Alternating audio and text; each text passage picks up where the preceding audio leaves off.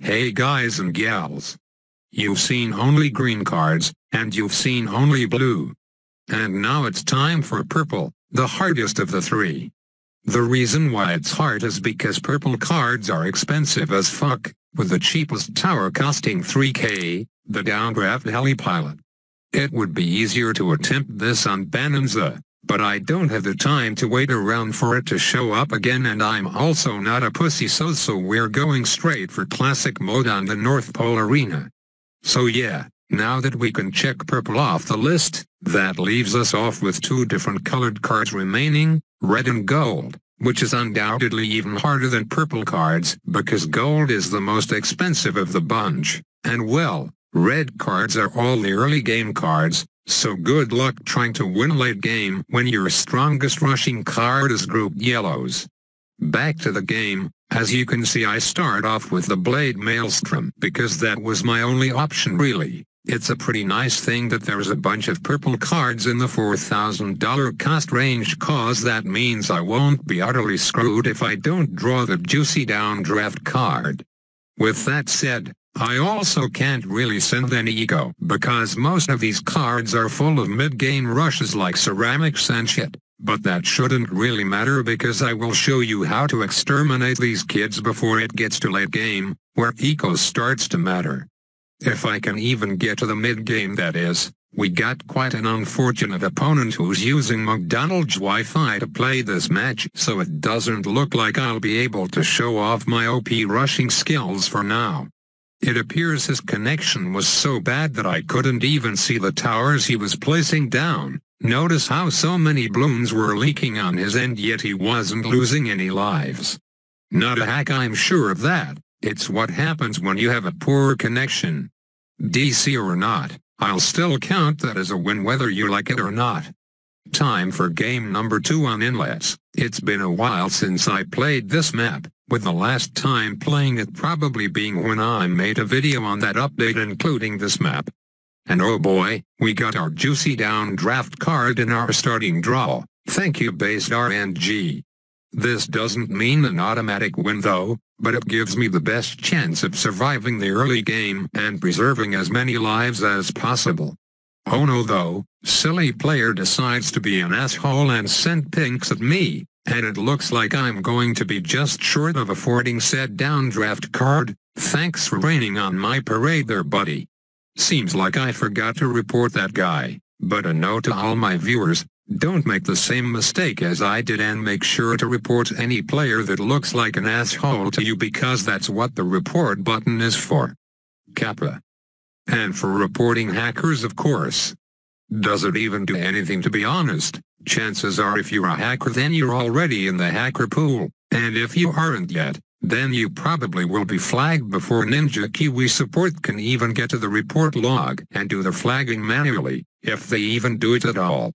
Feels like to me the report button is only there so that people think justice will be served, but little do they know. I've talked enough about these matches now, so how about I respond to some lovely comments in the meantime while these insanely intense games go on in the background.